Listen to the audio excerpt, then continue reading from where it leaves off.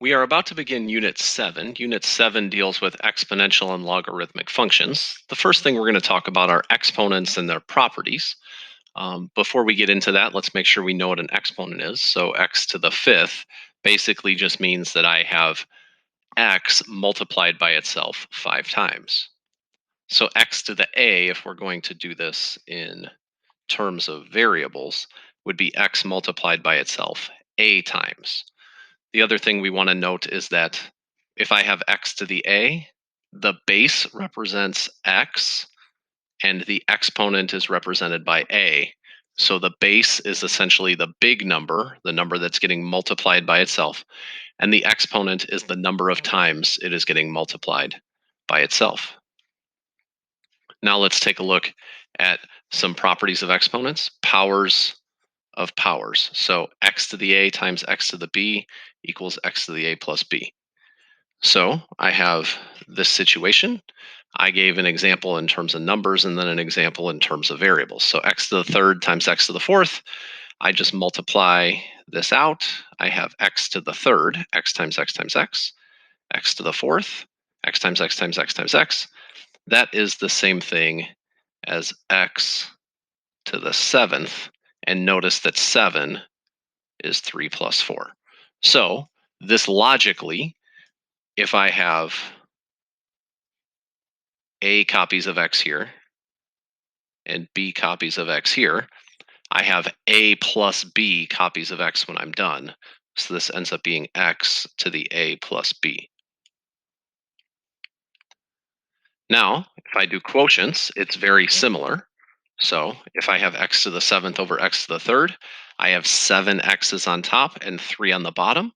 When I know I divide the exact same number by itself, they cancel out. And so in this particular case, I would end up with x to the fourth.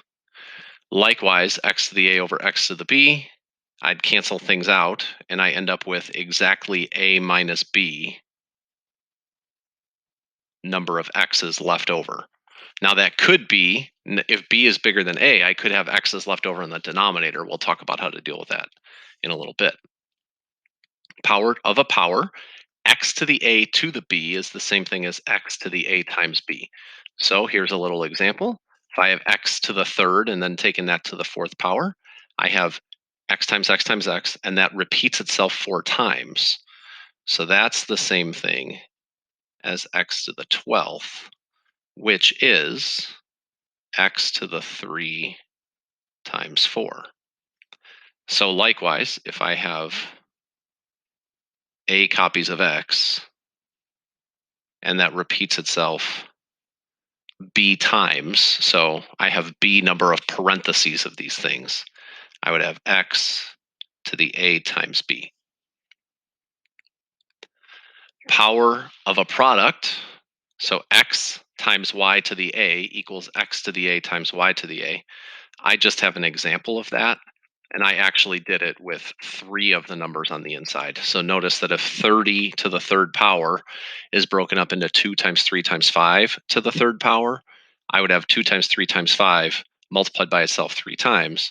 And if I regrouped them by the commutative property of multiplication, I could group all the 2's together and I get 2 to the third, group all the 3's together and get 3 to the third, group all the 5's together and get 5 to the third. Likewise, with power of a quotient, basically the same thing is going on. I can have 2 times 2 times 2 times 2 in this 2/3 to the fourth, and 3 times 3 times 3 times 3 all in the denominator. I get 2 to the fourth over 3 to the fourth.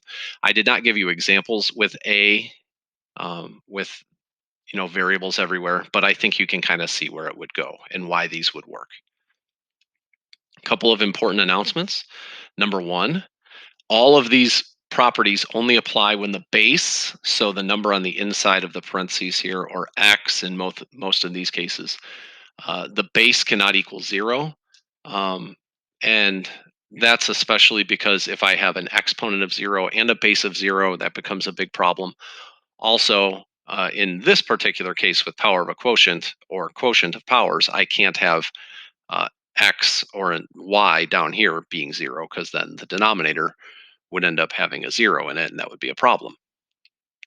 The other thing is that This power of a product is not the same rule as power of a sum. I cannot just do this because x plus y squared doesn't equal x squared plus y squared. I would have to multiply x plus y times x plus y and get x squared plus 2xy plus y squared. And that obviously is not the same thing. I am not allowed to do that with a sum or a difference on the inside. I can only do that when I have products or quotients. Now, dealing with um, problems down here, zero exponents. If the exponent is zero, it always ends up being 1.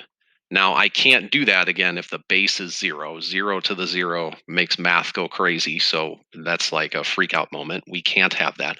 But x to the 0 equals 1. And here's a little reason why on the side. X to the a minus a, I already know that x to the a over x to the a, all of them would cancel out, and that would equal 1. That goes back to a property we had on the top of the page. But we also know that x to the a minus a is 0. So x to the 0 and 1 have to be the same because both of these things, like this was all one thing and this was all another thing. And since they started the same, they have to be the same the whole time. So 1 must equal x to the 0. Now, if I just take that logically, and I'm looking at this chart, 3 to the 1 is 3, 3 squared is 9, 3 cubed is 27. If I'm moving down the chart, I'm multiplying by 3 every time. So if I move up the chart, that means that I have to divide by 3 every time. So I continue to divide by 3 again. 3 divided by 3 gives me 1. So 3 to the 0 has to equal 1. That's just what has to happen. Now, if I continue this process and I divide by 3 again, I end up with 3 to the negative 1 on this side of the chart, and 1 divided by 3 is 1/3. 3 to the negative 2, I divide by 3 again. 1/3 gives me 1/9. So if I'm looking at this chart, it appears that when I have negative exponents, I end up with fractions. And if I rewrite this, 1/3 is the same thing as 3 to the negative 1, which I see on the other side of the chart. But it's also equal to 1 over 3 to the first power. And 1 over 9 is the same thing as 1 over 3 to the second power.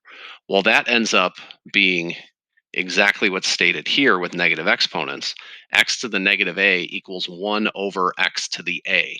So if you look at this chart, 3 to the negative 2 is the same thing as 1 over 3 squared.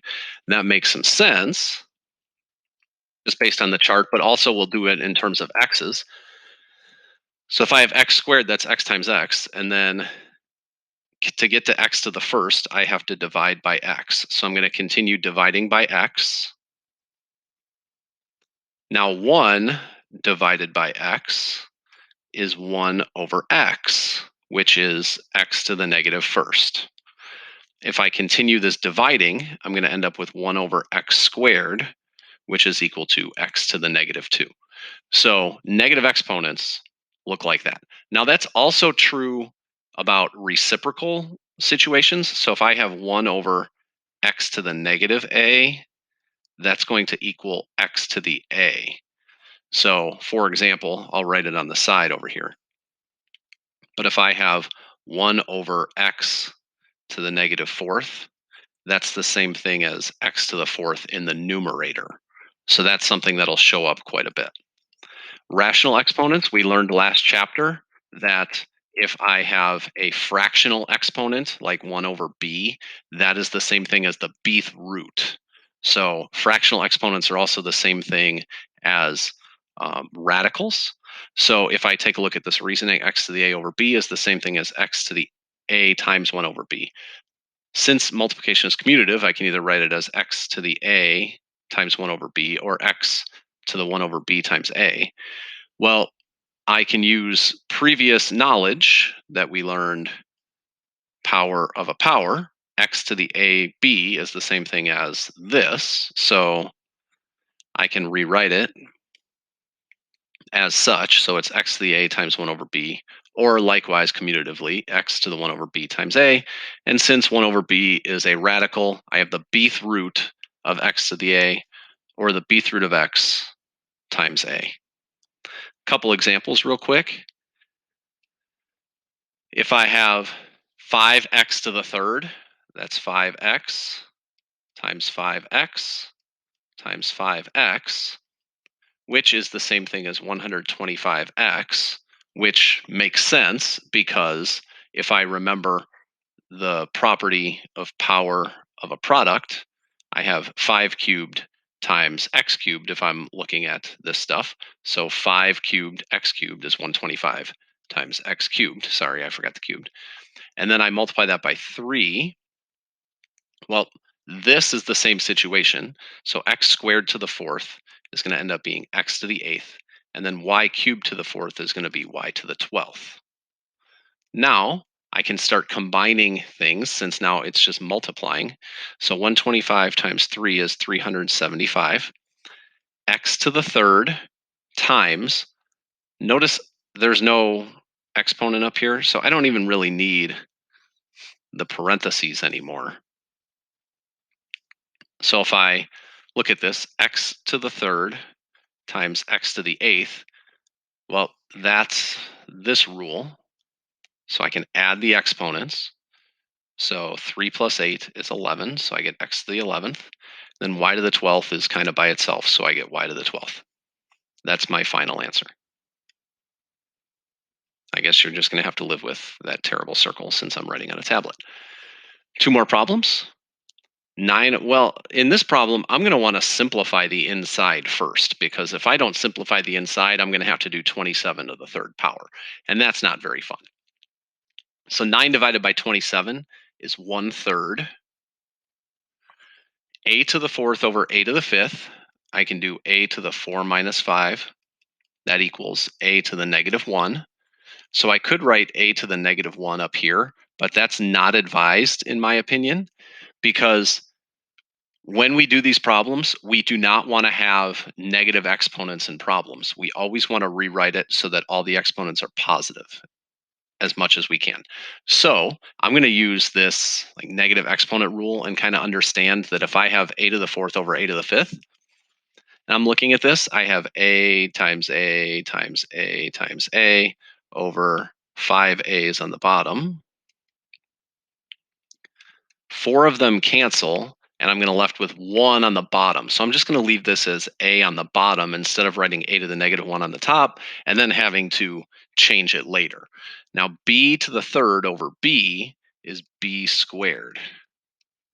Now all of this is to the third power, so I can use the power of quotients rule, and then b squared to the third is b to the sixth. 3 cubed is 27. A cubed is a cubed. And this is my final answer. Now, this problem, 7 squared is 49. A to the fourth squared is a to the eighth. B to the sixth squared is b to the 12th. And then this part, oh, well, fortunately, this is to the 0 power. And anything to the 0 power is 1, because x to the 0 power is 1. So I'm just going to treat this like it's all one thing, and that whole thing to the 0 power is 1.